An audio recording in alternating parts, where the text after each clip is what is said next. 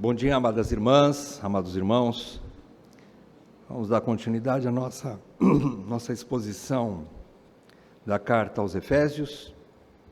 Hoje nós chegamos à 22ª parte dessa exposição. Estamos no capítulo 6, quase encerrando a carta.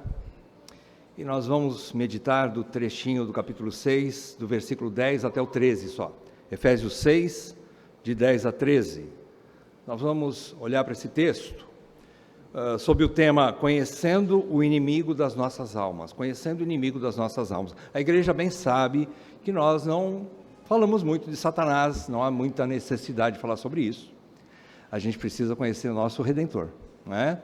Mas nós também, a Bíblia fala sobre o inimigo e nós precisamos também ter um certo conhecimento dele, não é? A Bíblia fala também que há um inimigo real, invisível, mas real. Então, Paulo deixa claro nesse início do capítulo 6, no meio do capítulo 6 de Efésios, algumas características desse inimigo, como é que ele age, e isso é bom nós termos conhecimento. Então, vamos ler essa passagem das Escrituras, capítulo 6 de Efésios 10 a 13, diz assim: Quanto ao mais, sejam fortalecidos no Senhor e na força do seu poder. Vistam-se com toda a armadura de Deus, para poderem ficar firmes contra as ciladas do diabo. Porque a nossa luta não é contra o sangue e a carne, mas contra os principados e as potestades, contra os dominadores deste mundo tenebroso, contra as forças espirituais do mal, nas regiões celestiais. Por isso, peguem toda a armadura de Deus, para que vocês possam resistir no dia mau e, depois de terem vencido tudo, permanecer inabaláveis. Leitura que eu fiz na versão NAA. Oremos mais uma vez. Ó Deus, Deus Todo-Poderoso, como nós carecemos, Senhor, da direção do Teu Santo Espírito, tanto para aquele que fala, como para os que estão ouvindo, Senhor. Ó Deus, todos nós somos propensos a vagar por muitas interpretações, mas nós queremos a verdade pelo qual Paulo foi usado para escrever esse trecho. É isso que nós queremos compreender, o que o Espírito Santo inspirou Paulo para falar aos Efésios e assim trazer para nós também nos nossos dias. E eu peço, Senhor, que o Senhor cura os meus lábios, como o Senhor fez com Isaías. Meus lábios impuros possam ser usados de forma santa nesse momento. Que as palavras dos meus lábios e o meditar do meu coração sejam agradáveis na Tua presença, Senhor, rocha minha e Redentor meu. É o que nós te pedimos, em nome de Jesus. Amém, Pai. Amém. Conhecendo o inimigo das nossas almas, o que nós já vimos na carta aos Efésios até aqui? Nós já vimos desde o início que Paulo, nos três primeiros capítulos, Paulo fala sobre doutrina, fala especialmente sobre salvação, sobre soteriologia, nos 3 primeiros capítulos. Terminando a parte teológica, doutrinária, por assim dizer, no capítulo 4, Paulo começa a falar sobre a vida prática do cristão, a vida prática do crente na igreja. E ele vai deixar bem claro que essa unidade, todos nós somos chamados a preservar essa unidade, faz parte da manutenção da ordem na igreja. E ele começa a falar que é na igreja que nós vamos compreender, juntamente com todos os santos, e também na instrumentalidade dos seus líderes, nós vamos sermos edificados, nós vamos crescer, aumentar esse edifício, como diz ali no capítulo 4. Depois Paulo também fala que nós precisamos nos despir do velho homem, sermos renovados no nosso entendimento, e nos vestirmos do novo homem, que é Cristo. Então nós deixamos o Adão e vestimos de Cristo. Paulo primeiro fala a importância da igreja, porque é através da igreja que eu vou aprender aquilo que realmente é importante. A igreja não é mais importante do que o lar, mas é na igreja que eu aprendo como edificar o meu lar, tanto como esposa deve se comportar, marido deve se comportar, pais devem se comportar, filhos devem se comportar, patrões devem se comportar e empregados devem se comportar. Então, na esfera da vida cotidiana do crente, no seu trabalho, especialmente dentro do lar, ele precisa da igreja para aprender como se comportar. E depois de falar tudo isso, então Paulo começa agora a mostrar que nós temos uma batalha. A primeira batalha que nós enfrentamos, e nós só podemos ser bons maridos, amar a nossa esposa como Cristo amou a igreja, as nossas esposas serem submissas a nós como maridos, como a igreja está submissa a Cristo, e assim pais e filhos, filhos e pais, empregados e patrões, patrões e empregados, só podem viver essa vida cristã, aplicar os princípios de Deus na vida cristã, em todos esses segmentos da vida, se eles estiverem cheios do Espírito, não cheios de vinho, no qual há dissolução, mas cheios do Espírito. E aí então, e somente então, nós vamos poder nos submeter uns aos outros, nos sujeitar uns aos outros e servir uns aos outros, como maridos servem esposas, esposas maridos, e aí por diante. Só é possível se estivermos cheios e guiados, submissos ao Espírito Santo. Ok. Então há uma guerra interior primeiro, a guerra da carne contra o Espírito. Agora Paulo vai dizer que há uma guerra fora de nós, há um inimigo fora de nós. Paulo está encerrando essa carta, lembrando aos Efésios que a vida cristã nunca, ela não tem um dia sequer que ela será um passeio num parque de diversões, um passeio na Disneylândia. A nossa vida cristã, a cada dia, é uma batalha, é uma guerra contra nós mesmos, contra o nosso ego, contra o nosso eu e contra os fatores externos também. Então, nós estamos ainda nessa peregrinação, não chegamos em casa ainda, estamos jogando essa partida, por assim dizer, dentro do campo do inimigo. Então, a luta não é fácil, e Paulo agora vai mostrar que o inimigo é poderoso. É o que ele vai falar agora. Nós temos vários inimigos, temos também vários amigos, vários parceiros, companheiros de viagem nessa jornada à casa celestial, à eternidade. Então nós temos muitos amigos, irmãos queridos, que vão, nós juntos como igreja, sempre como igreja, nunca isoladamente, mas sempre como igreja, nós estaremos seguros, protegidos, porque na igreja nós nos protegemos uns aos outros, nós nos servimos uns aos outros, nós nos edificamos uns aos outros, não é? Mas também nessa caminhada nós temos inúmeros inimigos, nós temos armadilhas, nós temos o inimigo das nossas almas, que é o que nós vamos ver nessa manhã. Esse inimigo, então, como Paulo falou aos coríntios, agora ele fala em outras palavras também aos irmãos de Éfeso. Paulo disse aos coríntios, em 2 Coríntios 2,11, ele diz que para que Satanás não alcance vantagem sobre nós, pois não lhe ignoramos os seus desígnios, os seus ardis, as suas artimanhas, não é? Os seus projetos. Nós não podemos, Paulo diz que nós não podemos ignorar Satanás. Nós não podemos dizer que Satanás não existe. Nós não podemos, dois extremos que são perigosos, não é? Ou enfatizar muito Satanás, né? E colocar Satanás como o nosso maior projeto de preocupação, nosso maior objeto de preocupação, não é? Uma preocupação constante com o Satanás. Não, não é isso. Como se ele fosse quase um Deus concorrente com o nosso Senhor. Não, Satanás, repetindo o que a gente já vem falando, Satanás, o diabo, é um servo do nosso Deus. Ele está debaixo do domínio de Deus. Martinho Lutero diz que Satanás é simplesmente o cachorro de Deus, o cão de Deus, que serve os propósitos soberanos do nosso Deus bom e misericordioso. Então não podemos colocar Satanás como nosso alvo maior de preocupação o dia todo, todos os dias da vida, não. Mas também não podemos ignorar a sua existência, sua força, o seu poder, não é? E a sua astúcia. A arma mais perigosa do inimigo não é que ele vai lançar doença sobre nós, embora Deus possa até permitir que ele faça como fez com Jó. Não é preocuparmos com coisas físicas, mas a nossa preocupação deve ser que a arma mais fatal contra os cristãos que Satanás usa é o engano, é a mentira. Por isso ele é o pai da mentira.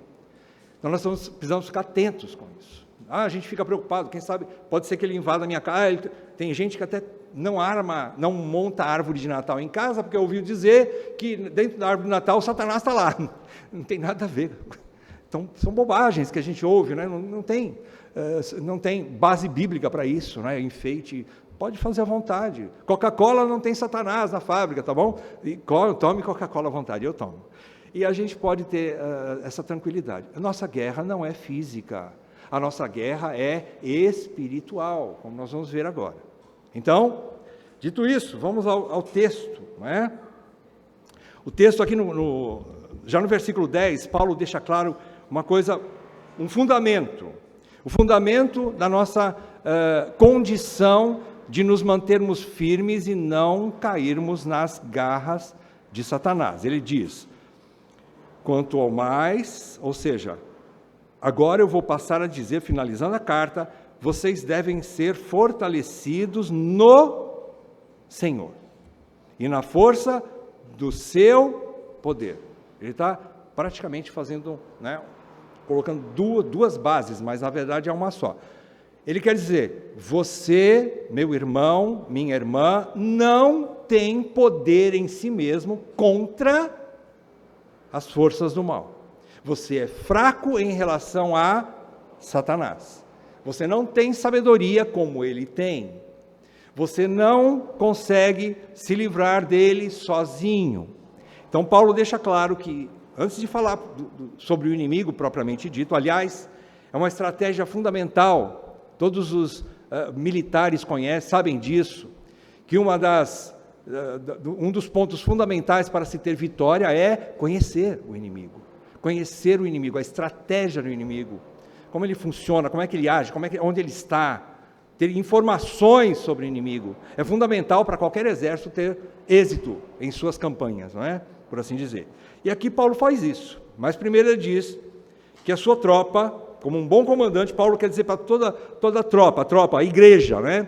Os efésios, e chega para nós aqui nessa manhã, a igreja, os irmãos, ele exorta aqui os efésios e a nós também, a buscarmos coragem e poder, mas no Senhor, o que indica então, mais uma vez, que homem nenhum tem capacidade em si mesmo para enfrentar o maior e mais sagaz de todos os inimigos, que é o diabo.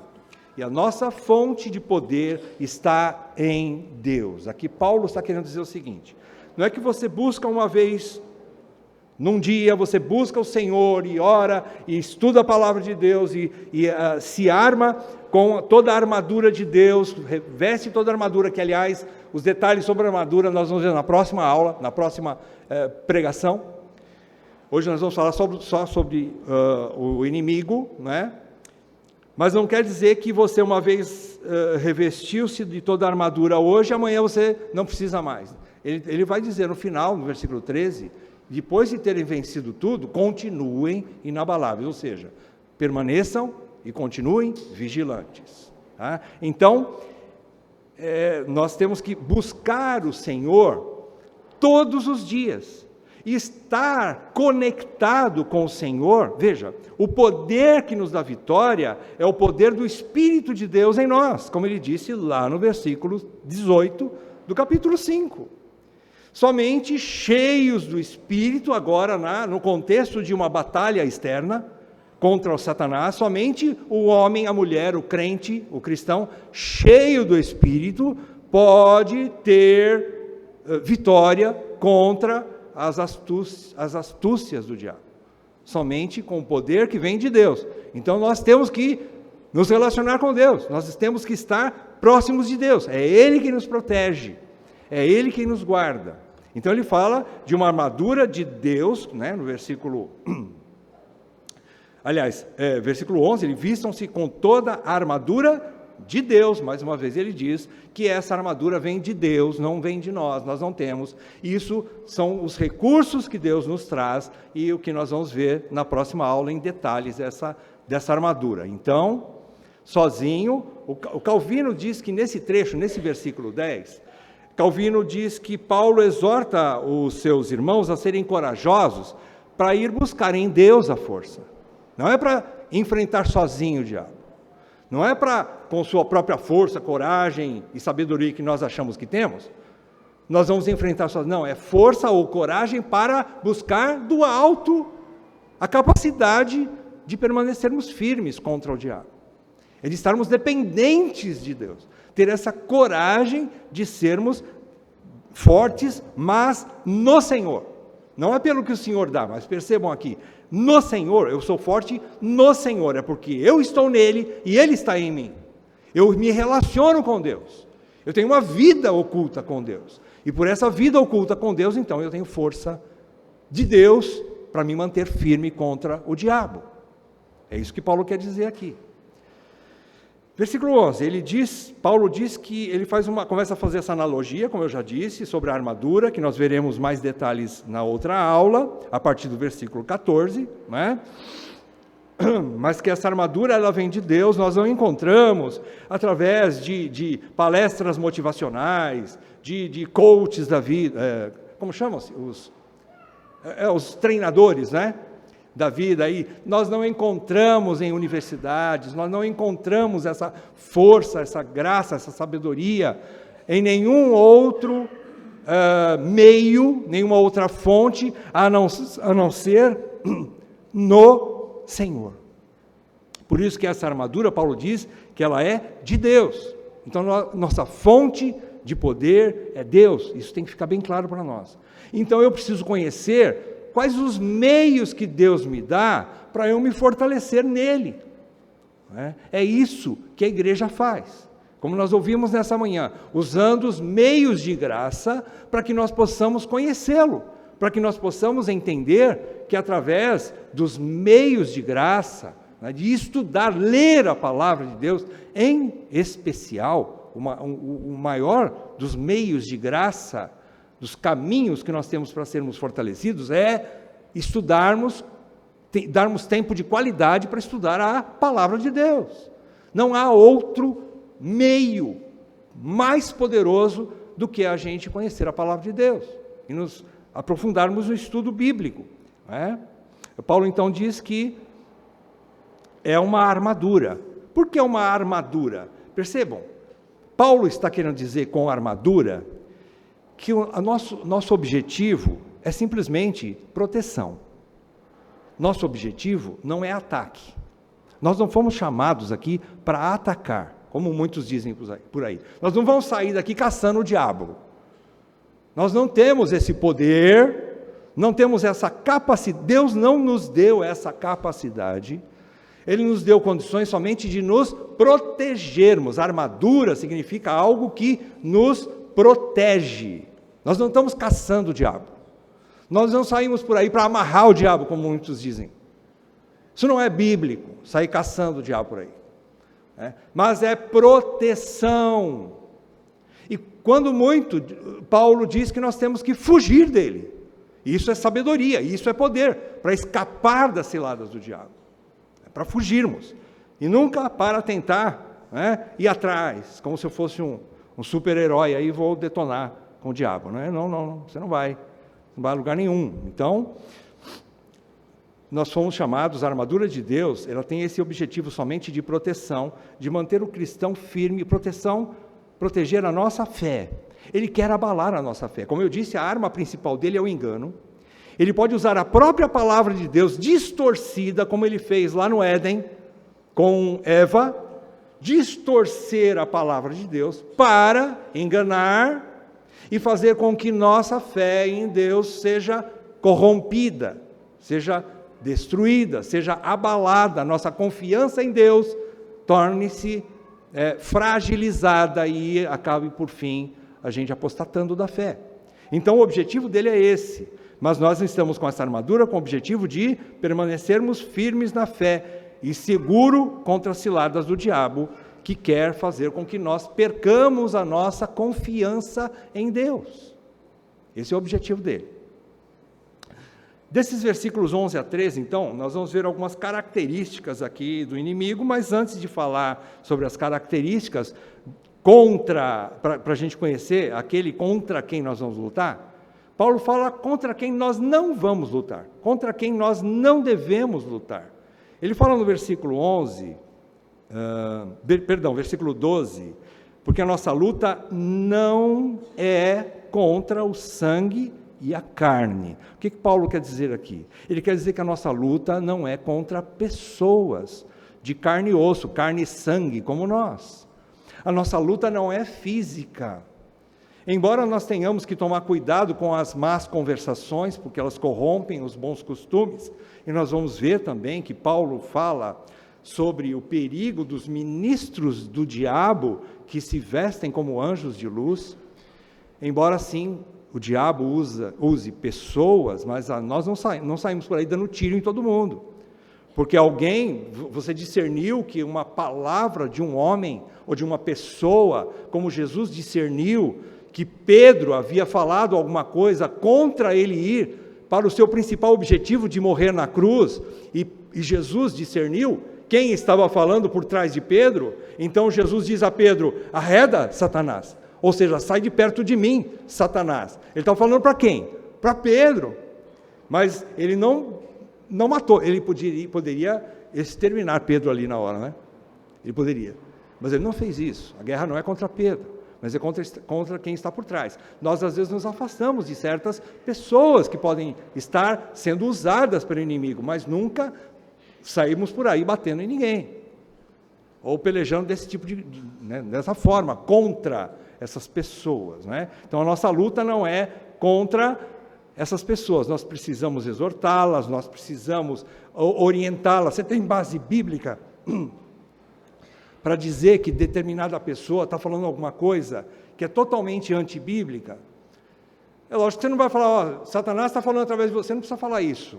Satanás está te usando, hein? Cuidado. Não fale isso. Mas simplesmente mostre: meu irmão, minha irmã, vem cá. Você está fora das Escrituras, então vem cá, eu vou te mostrar o caminho de volta. Ora, nós não podemos ignorar isso, meus amados. Nós não podemos ignorar que Satanás pode usar, sim, até mesmo pessoas de dentro da igreja. E, infelizmente, irmãos, nós todos somos pecadores e sujeitos a toda e qualquer paixão. Se eu não estiver bem com Deus, eu posso ser um instrumento nas mãos do inimigo contra vocês. Então, qualquer um de nós está sujeito a isso. Então, quando Paulo diz aqui: a nossa luta não é espiritual, ou a nossa luta não é carnal, não é contra a carne, ou seja, nós não vamos sair ofendendo as pessoas, ou até mesmo batendo nas pessoas, mas por ser uma luta espiritual, nós podemos sim exortar com as armas espirituais aqueles que estão falando alguma coisa que não é bíblica. Você deve fazer isso. Mostra na Bíblia: querido, você está totalmente fora. Você está fora das Escrituras. Faça isso, querido. Faça isso. Né? Então, nós precisamos entender que existe essa luta que não é contra carne ou sangue, mas sim contra um inimigo espiritual. O doutor Hernandes Dias Lopes, ele tem uma frase, eu guardei no coração, eu ouvi há muito tempo essa frase, e ele diz assim: quem faz do seu aliado um inimigo, ou seja, se eu crio divisão entre eu e você aqui na igreja, se eu tenho raiz de amargura, ou eu tenho alguma coisa no meu coração contra alguém que está congregando, caminhando comigo nessa igreja, se eu tenho um ressentimento no meu coração armazenado contra você, ou qualquer um de vocês aqui, eu estou caminhando juntos nesse mesmo rebanho, eu estou aqui, lado a lado com você, eu estou armazenando isso no meu coração, é como se eu estivesse fazendo do meu aliado, que é você, o meu inimigo. Eu estou olhando para você como se fosse um inimigo. Então, doutor Hernandes diz isso: quem faz do seu aliado um inimigo, faz do inimigo, que é Satanás, faz do inimigo seu aliado. Você está colocando Satanás para dentro da igreja, ou usando, como se estivesse dando brecha para Satanás te usar contra aquela pessoa. Não guarde ressentimentos em seu coração, especialmente isso. não é? Nós temos que lutar contra isso. Muito bem, então a nossa luta não é contra a carne e o sangue. Então, como é que é, Paulo? Quais são, quem é esse inimigo? Ele vai continuar, versículo 12. Mas contra os principados e as potestades, contra os dominadores deste mundo tenebroso, contra as forças espirituais do mal nas regiões celestiais. Então Paulo vai dizer que esse inimigo, algumas características aqui do inimigo, ele passa a dizer 5 características que eu pude tirar aqui, 5 características, você pode estudar e tirar até mais, mas as 5 principais características que Paulo menciona nesse versículo 12 são as seguintes. Em primeiro lugar, primeira característica do inimigo, o inimigo é astuto, ele é sábio, mais do que eu, mais do que você, mais do que qualquer homem.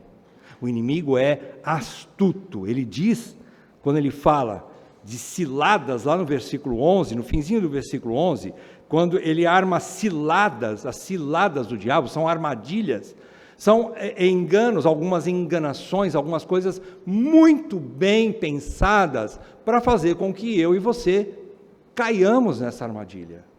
Com que nós possamos, por algum momento em que nós não estamos vigiando bem, nós não estamos caminhando bem com Deus, nós não estamos obedecendo às Escrituras como deveríamos fazer, há um momento onde a armadura abriu uma brecha, abriu um espaço, o inimigo pode entrar ali, e essa armadilha mostra que ele é sábio o suficiente para saber a minha e a sua fraqueza. As nossas fraquezas, as nossas brechas, aonde está um vão na armadura onde ele pode atacar, onde ele pode infiltrar, onde ele pode atacar com êxito. A armadilha é isso, armadilha quer dizer, ele fala aqui como ciladas, né? Essas armadilhas, significa que ele tem essa sabedoria de enganar e de capturar as pessoas. A principal arma do diabo, mais uma vez, repetindo, eu vou deixar bem claro até o fim desse sermão, que a principal arma do diabo e de seus aliados é o engano. Engano. Não fique pensando em coisas feias, que nem você assiste um filme de terror e vê o diabo lá de chifre de rabo, bem vermelhão, pegando fogo, com o tridente na mão. Não é assim que ele vem de forma bem sutil, bem apetitosa, bastante que chama a nossa atenção, né? De uma forma bastante atraente, de forma atraente. Lógico, ninguém ia comer alguma coisa que tivesse uma aparência muito feia, né? Lembram-se da história da Chapeuzinho Vermelho, né? E a bruxa? Eu estou confundindo aqui as heroínas, acho que não é. Não, é a Branca de Neve. A Branca de Neve. A bruxa ofereceu uma maçã muito bonita, né? Mas só que a maçã tinha veneno. Só que a maçã era bastante atraente, então ela comeu. A Branca de Neve, não. A Branca de Neve, ela comeu. Jesus, eu sou péssimo em história infantil. Tá bom. A Branca de Neve comeu, porque era muito apetitoso. Então não pense que o inimigo vem de forma muito feia, muito assustadora, muito repugnante. Não, ele vem de forma atraente. Ele vem de forma sutil. Mas aquele cara é tão lindo, ele é tão honesto, ele é tão bondoso. Mas ele é crente? Não, não é, mas ele tem tudo esse. Caiu. É bonito, tem tudo o que pode oferecer. Então, é assim que o inimigo vem. Ele não vem de chifre de rabo. Então, ele é astuto. Segundo ponto, o inimigo é... primeiro ponto ainda, ele ele é um grande estrategista. Ele sabe aonde atacar, ele sabe como falar, ele sabe como atrair. Então, ele é um grande estrategista. Muito mais poderoso e sábio do que eu e você, mais uma vez. Bom, segundo ponto, o inimigo é organizado. Quando Paulo diz principados e potestades, ele está querendo dizer um grupo de anjos que caíram do seu estado original, não é? Mas eles continuam com o mesmo poder e sabedoria. Então eles têm essa sabedoria, é um grupo, não é só um, não é só Lúcifer, não é só Satanás, ele é o chefe, mas existem inúmeros espíritos malignos, anjos que caíram junto com ele. E esse grupo de inimigos, chamados de potestades e principados, significa que há uma hierarquia. Hernandes Dias Lopes diz que é a harmonia do caos, como se fosse possível, né? O caos ser organizado, mas é. Os inimigos, que são as forças do mal, o principado, o exército de anjos caídos, eles são extremamente organizados. Há uma hierarquia. Eles funcionam como um relógio perfeitamente organizado e trabalhando direitinho, cada uma das suas partes. Eles sabem onde se colocar, eles sabem como agir, eles sabem o momento certo e o jeito certo de fazer a coisa. Então é isso que nós entendemos também, ele é organizado. Todo o exército do inimigo sabe quando e onde agir. Em terceiro lugar, o inimigo é numeroso, ele fala sempre no plural, potestades, principados, e potestades. E ele fala também que é contra os dominadores deste mundo, sempre no plural, desse mundo tenebroso. Então, o inimigo é numeroso também, é um exército, é numeroso. E ele está presente, queridos, pasmem você, esse exército, lógico, Satanás não é onipresente, mas ele tem anjos que estão a seu serviço em todos os cantos do universo. Porque Pedro diz que Satanás continua como leão, bramando como leão, rugindo como leão, buscando a quem possa tragar. Ele está no meu e no seu, entre aspas, cangote, por assim dizer. Ele está fungando, esperando uma brecha, esperando um momento para atacar. Então, é um inimigo numeroso, ele está presente em todos os cantos, ele não, o seu exército está presente, apesar de invisível, mas ele é numeroso, está presente em todos os cantos da terra. Vocês perceberam? É contra os dominadores, na segunda parte do versículo 12, contra os dominadores deste mundo tenebroso, que é um mundo que jaz no maligno, o mundo que está entregue nas mãos do maligno. Então ele é numeroso e nós estamos jogando, infelizmente, nós estamos jogando no campo de batalha dele.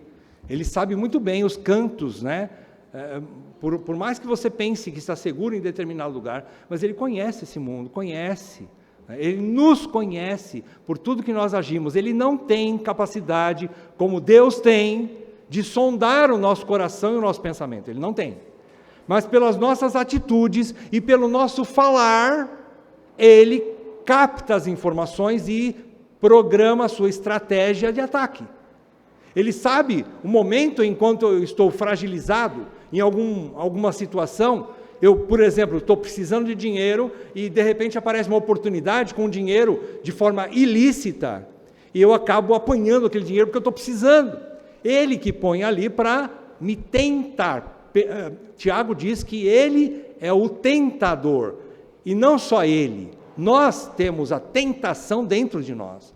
Nós somos enredados e caímos em pecado, Tiago diz, por causa das nossas próprias concupiscências, nossos próprios desejos. Então há uma soma muito interessante para o inimigo, Meu coração enganoso e ele, o inimigo, estão de mãos dadas. Por isso a nossa guerra é tanto interior quanto exterior. Nos afastar de toda oportunidade. Quem tem problema com pornografia, afaste, tire do seu caminho aquilo que pode lhe dar a oportunidade para o pecado, para cair em tentação. É sabedoria, fugir do inimigo. É isso que nós temos que fazer. E outros tipos de fragilidade. Então, ele é numeroso. Em quarto lugar, o inimigo é poderoso, ele diz que são forças espirituais do mal nas regiões celestiais, eles não estão de uma forma celestial, mas eles estão presentes na atmosfera, por assim dizer, atmosfera do nosso planeta, e ele observa em todos os cantos né? E o objetivo dele é o mal, sempre o objetivo é fazer o mal. O que é o mal aqui? Forças espirituais do mal. O mal é tentar fazer com que o ataque do inimigo, a maldade dele, não está contra os ímpios, aqueles que não conhecem a Deus. Esses já estão no caminho da condenação eterna. Mas ele quer tirar dos filhos, o ataque dele é contra os filhos de Deus. O alvo do diabo é contra os cristãos e não contra os ímpios. O mal que ele quer fazer é fazer com que você abandone a sua fé.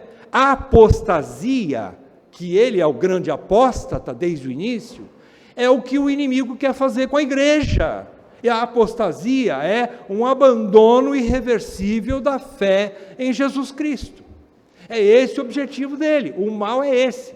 É nos fazer duvidar de Deus e renegar Deus, a palavra de Deus e a igreja e tudo que Deus oferece. Esse é o alvo dele. Então ele é poderoso para isso. Seu alvo então é destruir os filhos de Deus. Em quinto e último lugar, o inimigo é oportunista. Vejam o versículo 13 comigo. Por isso, peguem toda, de novo, toda, né? Paulo sempre falando toda a armadura de Deus. Não pode faltar uma peça. Por quê? Porque se o inimigo é poderoso e ele é muito sábio, astuto, eu preciso tomar todo o cuidado que eu puder. Eu preciso tomar o remédio completo, todos os dias, né? Tem gente que não pega uma gripe, o médico fala, você tem que tomar 7 dias de antibiótico. Beleza, você começa, 1, 2, 3, passou a dor de garganta, passou febre, agora não precisa mais. Daí a pouco ela volta pior, né? A gripe volta. Paulo diz, toma toda a armadura de Deus, toda a armadura de Deus. Muito bem. E ele diz aqui no versículo 13, Paulo diz, porque o inimigo é oportunista, então ele diz assim, porque peguem toda a armadura de Deus para que vocês possam resistir no dia mau. Que dia é o dia mau? Você sabe qual é o dia mau? Você não sabe, nem eu. Você sabe? Você tem bola de cristal para saber qual é o dia mau? Qual é o dia que ele vai atacar? Olha, se você não sabe, então o que você tem que fazer? Todo dia está vestido da armadura de Deus. Não é? O dia do ataque, eu não sei. Momento do ataque. Pode ser de madrugada, né? O ladrão vem em que horário? Não sei. Então, você precisa, por ele ser oportunista, você tem que estar, Paulo diz aqui, tem que tomar toda a armadura de Deus para que vocês possam resistir no dia mau, e depois de terem vencido aquele dia, né? Ou seja, vencido tudo naquele dia mau, vocês continuem vestidos. Vocês não vão afrouxar, vocês permaneçam inabaláveis. Vocês viram o final do versículo 13? Continuem inabaláveis, ou seja, continuem vigiando, continuem atentos, porque ele volta. Vocês se lembram, Lucas 4 fala da tentação de Jesus? Diz o finzinho da tentação, quando Lucas relata, diz que Jesus combateu o inimigo pela palavra de Deus por 3 ataques, ele atacou 3 vezes, e depois diz que tendo feito tudo, o inimigo, né, tendo feito tudo o que tinha que fazer naquele momento, afastou-se até momento oportuno. Até momento oportuno. Então o inimigo, ele é oportunista. Ele ataca uma vez, você resistiu? Ele sai, mas ele não se dá por vencido. Ele vai voltar. E pode ser no dia seguinte já, no momento seguinte. Nós nunca sabemos. Então, Paulo diz assim, queridos, se ele te atacou e você venceu, permaneça firme, porque ele vai voltar. Porque ele é muito oportunista e ele pode vir. A vitória de hoje não garante a vitória de amanhã. O inimigo está constantemente nos observando, como diz 1 Pedro 5,8, diz que é como um leão buscando a quem possa tragar, ele está sempre ao nosso derredor, ao nosso redor, não é? Ele se mantém à espreita, né, buscando essa brecha em nossa armadura, sem descansar um minuto sequer. Às vezes até né, altas horas, ou momentos que você imagina, num passeio que você faz no campo, de repente, você é assaltado por uma lembrança do teu passado, alguma coisa assim, que quer te roubar a paz, ou alguma coisa nesse sentido, e pode acontecer alguma coisa externamente que pode chamar a tua atenção, e você acaba afrouxando, enfim. Com isso eu não estou querendo dizer que nós temos que ficar presos dentro de casa o dia todo. Não, nós não fomos chamados para ficar, como é que diz? Enclausurados. Né? Não, nós não fomos chamados para isso. Pelo contrário, nós somos guerreiros fortes que saem à batalha para a propagação do Evangelho, porém, vestidos de toda a armadura de Deus, protegidos. Nós temos que nos proteger a nós mesmos, buscando sempre em Deus essa condição, essa força para combater o inimigo. Por isso, então, Paulo conclui o versículo 13, né? Usem constantemente toda a armadura de Deus, e após a vitória de cada dia, continuem firmes, inabaláveis, pois o inimigo voltará, buscando essa nova oportunidade. Muito bem. Eu disse que não ia falar muito do inimigo, mas hoje eu vou falar bastante, para depois ficar um tempão sem falar dele, né? Vamos lá? Vamos ver algumas interferências do diabo. Eu quero que você seja rápido agora na procura dos textos bíblicos, né? Algumas interferências do diabo na vida do povo de Deus. Vamos lá. A primeira aqui, ele furta a palavra do coração. Lucas 8, 12. A palavra diz assim: aqui caiu à beira do caminho, ou seja, a semente que caiu à beira do caminho, são os que a ouviram a palavra de Deus, vêm a seguir o diabo e arrebata-lhes do coração a palavra, para não suceder que, crendo, sejam salvos. Então, primeira interferência do diabo, ele tenta arrancar. Quando você prega o evangelho para alguém recebe aquela palavra, tem aquela alegria, aquela motivação inicial, mas depois, o dia a dia, e por causa de ele estar desprotegido, o diabo arranca a palavra do coração daquela pessoa. Significa que a pessoa deixa de seguir a palavra e começa a andar por outros caminhos, por caminhos outros, menos da palavra, né? Não só na questão de evangelismo, mas também de obediência à palavra de Deus, né? Segunda interferência, ele semeia joio no meio do trigo. Mateus 13, 24 a 30, diz assim: outra parábola lhes propôs, dizendo: o reino dos céus é semelhante a um homem que semeou boa semente no seu campo, mas enquanto os homens dormiam, os soldados, os trabalhadores, né, desse fazendeiro, dormiam, veio o inimigo dele, semeou o joio no meio do trigo e retirou-se. E quando a erva cresceu e produziu fruto, apareceu também o joio. Então, vindos os servos do dono da casa, lhe disseram: Senhor, não semeaste boa semente no teu campo? De onde vem, pois, o joio? Ele, porém, lhes respondeu: um inimigo fez isso. Mas os servos lhe perguntaram: queres que vamos e arranquemos o joio? Não, replicou ele, para que, ao separar o joio, não arranqueis também com ele o trigo. Deixai-os crescer juntos até a colheita, e no tempo da colheita direi aos ceifeiros: ajuntai primeiro o joio, atai-o em feixes para ser queimado, mas o trigo recolhei-o no meu celeiro. É um pouco complexa essa parábola de Jesus, mas ele quer dizer o seguinte: o joio e o trigo, no momento da semeadura, do primeiro momento, do primeiro estágio de crescimento, eles são totalmente semelhantes. Eles são iguaizinhos, o joio e o trigo. Só que, depois de um tempo do crescimento, quando Jesus diz que são as sementinhas, o cacho de trigo, né? O cacho de trigo, quando ele enche de sementinhas, o trigo se curva, e o joio permanece ereto, permanece de pé, firmão. E aí então fica fácil saber quem é joio e quem é trigo. Ele está falando o seguinte: no meio do povo de Deus, existe joio. Mas não mexa com isso agora. Deus está falando assim, o Senhor da casa, representando o Senhor, né? Deus, ele diz assim, deixa como está.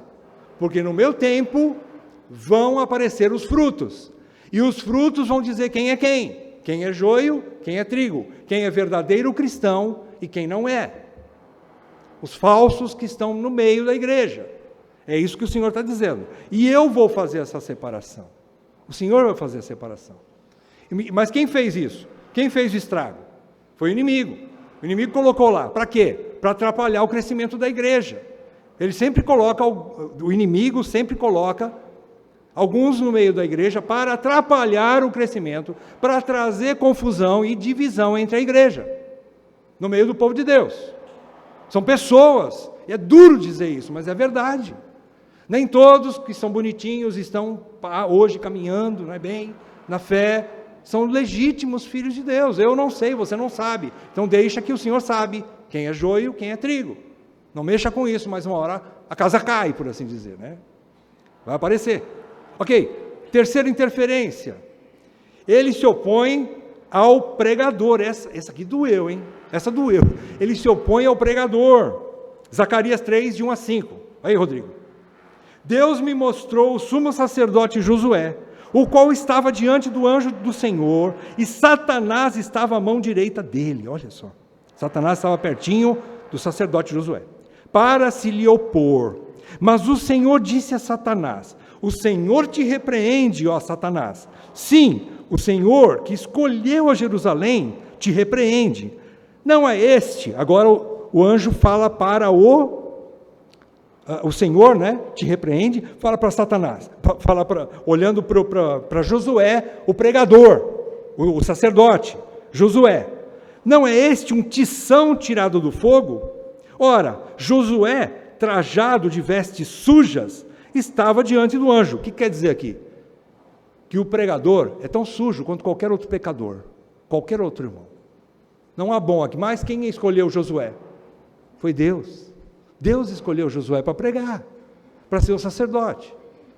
E ele escolhe, é graça, por isso que o pregador não tem nada, não nasceu com uma estrela, né?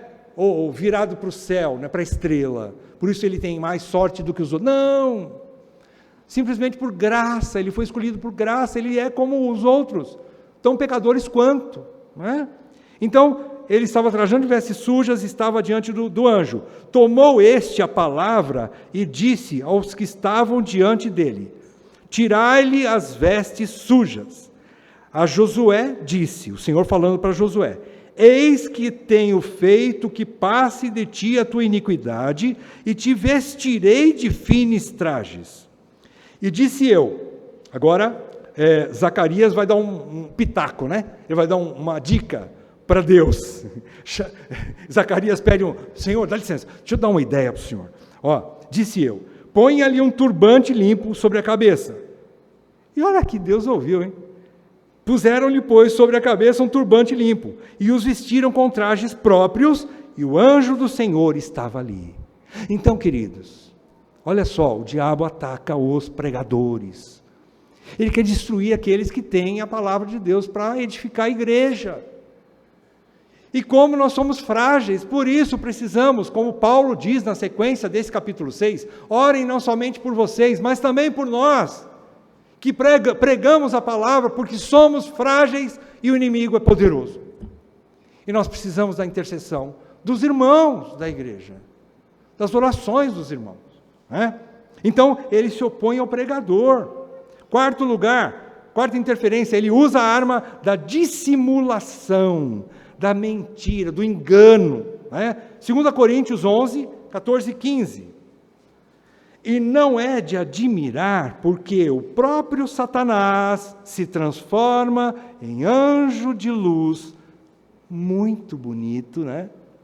O próprio Satanás se transforma em anjo de luz.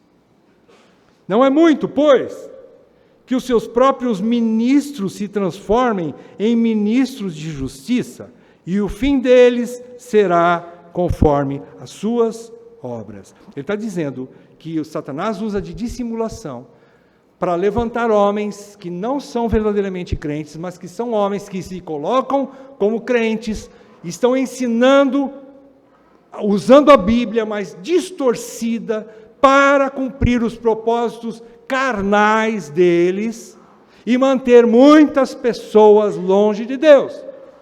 Eles estão falando em nome de Deus, como se fossem ministros de justiça, mas eles estão levando muita gente para o inferno. Existem seitas que estão levando milhares e milhares de pessoas para o inferno, achando que estão indo para o céu. Vocês acreditam nisso? Eu acredito. Terrível, Satanás é terrível, queridos. Então, ele usa da dissimulação. Por último, quinto lugar, ele age na disseminação de falsos ensinos. 1 Timóteo 4:1. Ora, o Espírito, esse primeiro Espírito aqui, é o Espírito Santo, tá? O Espírito Santo afirma expressamente que, nos últimos tempos, alguns apostatarão da fé, ou seja, abandonarão definitivamente a fé, por obedecerem a espíritos, agora são espíritos malignos, né? Espíritos enganadores e a ensinos de demônios. Isso é forte. Sabe o que Paulo está querendo dizer? Está querendo dizer que tem pessoas que vão ser tomadas de espíritos enganadores ou espíritos demoníacos e vão trazer ensinos. E tem pessoas que vão acreditar nesses homens. Por que vão acreditar nesses homens? Porque eles vão dissimuladamente chegando e oferecendo coisas aparentemente boas, mas que vão enganar e vão fazer com que muitos apostatem. A apostasia dos últimos tempos será grande, grande. Nós precisamos vigiar o tempo todo, queridos. Então, diante disso aqui, algumas conclusões que a gente pode tirar. Em primeiro lugar, nós não fomos chamados, mais uma vez, relembrando, né, nós não fomos chamados para sair por aí caçando, atacando o inimigo, amarrando Satanás. Esqueça isso, não é essa a nossa guerra não é desse tipo, nossa guerra é espiritual, e nem temos esse poder para isso, não. Mas somos convocados a proteger ou batalhar a nossa fé, que de uma vez por todas foi entregue aos santos. Nós temos que proteger a nossa fé. Não fique preocupado com saúde, tá? Sem saúde, como diz, se não me engano, John Piper, pode arrancar as minhas pernas. John Piper diz isso. Vocês podem arrancar minhas pernas, porque eu posso, mas nunca mexam na minha fé, porque eu posso entrar nos céus sem as minhas pernas, mas sem fé eu não posso. Então, nós estamos lutando para preservar a nossa fé. Nossa missão é resistir e não desistir da nossa fé em Jesus Cristo. E para manter a nossa fé, nós vamos precisar de toda a armadura de Deus. E nós vamos precisar da ajuda dos nossos irmãos na igreja, porque em rebanho, em grupo, nós somos mais fortes. Em grupo, nós nos protegemos. Em grupo, nós somos exortados uns aos outros, fortalecemos uns aos outros, encorajamos uns aos outros. Hoje eu estou carregando alguém nas minhas costas, amanhã eu vou cair e essa pessoa vai me carregar nas costas dele. E um ajuda o outro. Então, essa é a nossa primeira lição. Nós precisamos preservar a nossa fé.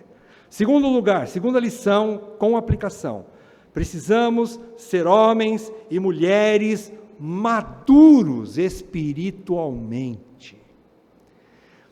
Capítulo 4 diz, lá no versículo, deixa eu ver se eu acho aqui, capítulo 4, olha só, quando Paulo fala sobre a edificação da igreja, ele vai falar, versículo 14, para que não mais sejamos como crianças ou meninos inconstantes, arrastados pelas ondas e levados de um lado para outro, por qualquer vento de doutrina, pela artimanha das pessoas, pela astúcia com que induzem ao erro. Queridos, nós não podemos ser crianças espiritualmente falando o tempo todo. Nós precisamos ser fortes, maduros na fé.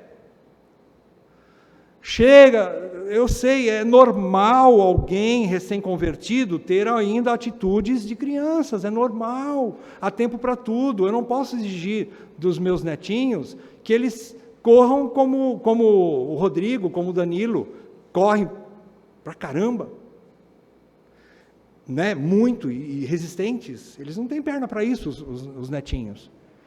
Mas no tempo deles, quando eles chegarem aos 18 anos, 20 anos, se eles não estiverem correndo, alguma coisa está errada. Se o meu netinho, com 18, 20 anos, não sabe andar direito, tem alguma coisa muito errada com ele.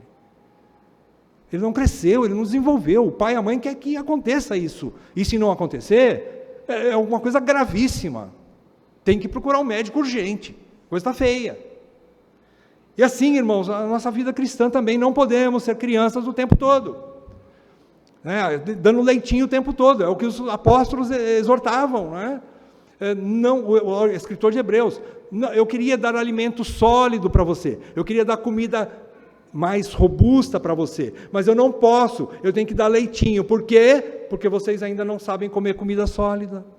Era para ser, pelo tempo decorrido, já eram para vocês serem mestres, e ainda são como crianças. Tem uma coisa, estou preocupado, tem alguma coisa muito errada nisso. Então, precisa desenvolver, porque você precisa tomar essa armadura de Deus, e só assim, com essa maturidade, nós poderemos ficar firmes contra os ataques do diabo. Eu vou tomar uma palavra de Paulo emprestada aqui. Tá? Eu conheço uma igreja, eu não sei se nessa terra ou em outra terra, eu não sei se nesse corpo ou em outro corpo, conheço uma igrejinha, onde em determinado momento o inimigo atacou ferozmente a igreja, querendo trazer divisão. E eis que se levantaram algumas mulheres sábias e com a palavra de Deus tocaram o inimigo da igreja. E a igreja continuou viva. Eu não sei se nesta terra ou em outra. Queridos, essas mulheres são guerreiras. Com a palavra de Deus, elas enxotaram Satanás e toda a sua corja do seio de uma igrejinha. Eu vi isso, eu não vi, mas eu ouvi. Isso me deixa muito alegre, porque saber que as minhas ovelhas, as minhas filhas, andam na verdade. Saber que mulheres enfrentaram homens dissimulados, usados por Satanás para trazer divisão numa igreja. E essas mulheres corajosas, com a palavra de Deus, botaram para correr. Que graça! Isso é ver na prática isso aqui. É ver na prática a coragem de mulheres que se levantaram ousadamente contra as astutas ciladas do diabo. E não deixaram que a igreja fosse dividida. Louvado seja Deus, porque Ele faz isso. Eu louvo a Deus por isso. Qual é a arma, de novo? Vamos recapitular. Qual é a arma principal do diabo? O engano, não é? Vocês guardaram bem isso, não é? É o engano, é a mentira, a astúcia, a artimanha. Essa é a arma do diabo, não é? E nós não podemos ser mais bebês, queridos. Nós não podemos. Porque a palavra de Deus diz isso aí, como eu já li para vocês. Até que todos, vamos ler juntos? Você pode ler comigo? Você está enxergando? Você pode ler comigo nessa tradução aqui, ó. Até que todos cheguemos à unidade da fé e do pleno conhecimento do Filho de Deus, à perfeita varonilidade, à medida da estatura da plenitude de Cristo, para que não mais sejamos como meninos agitados de um lado para outro e levados ao redor por todo o vento de doutrina, pela artimanha dos homens, pela astúcia com que induzem ao erro. Efésios 4, 13 e 14. O inimigo vai usar homens para atacar. Como Deus usa homens para edificar a igreja, o inimigo vai usar pessoas para tentar destruí-la. Vai jogar joio no meio do trigo. E nós temos que estar muito atentos. Louvado seja Deus por todos nós que comemos bem a palavra de Deus. Que você está firme, não é? Por último, última lição. Precisamos tomar muito cuidado com falsos irmãos e falsos mestres. Somente vigiando constantemente poderemos nos proteger das lisonjas permeadas de mentiras dos homens enganadores. Mais uma vez, esses homens enganadores, eles virão com lisonjas. Eles vão amaciar o teu ego, eles vão fazer com que você se ache seguro com o que ele vai falar, ele vai se apresentar bonitinho, cheiroso e muito simpático e educado, mas são lisonjas que levam ao engano. Lisonja, você sabe o que é lisonja? São elogios com segundas intenções. Gente que te elogia, né? Que está do teu lado aí. Tome cuidado, queridos. Tome cuidado, não é? Olha só o que Jeremiah Burroughs, ele foi um pastor puritano do século 17.